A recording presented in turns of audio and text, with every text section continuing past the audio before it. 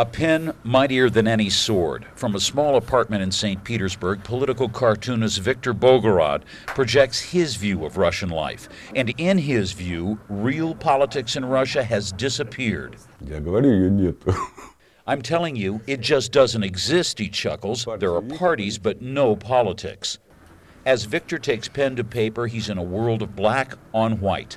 Bogorod said he's free to draw what he likes, but editors of major newspapers simply don't publish anything that might be considered controversial or offensive to pro-Kremlin politicians.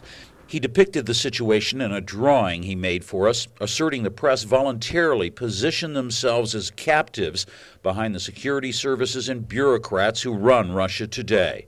Я не знаю. I have no idea whether Putin has a thin or a thick skin, he says. Under the system that he created, local administrators are trying to please him, trying to prevent any criticism. I think this is what you might call local initiative. The result, he says, is that Russia's media censors itself to remain in favor.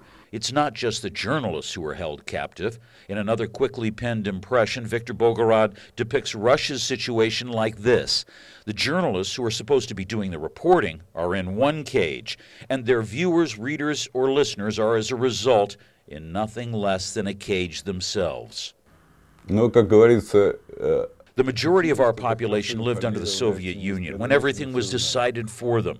They're used to this situation. From my point of view, we're going back to the Soviet Union. A lot of people are happy when things are decided for them, when they have a job and a stable salary. For Bogorod, things were preferable in what he calls the time of chaos, the Yeltsin years. His thousands of cartoons are a catalog of the personalities and controversies that shaped the new Russia. If past his prologue, Bogorod says he doesn't need glasses to see what lies ahead. Timid newspaper editors will continue to watch their readership decline.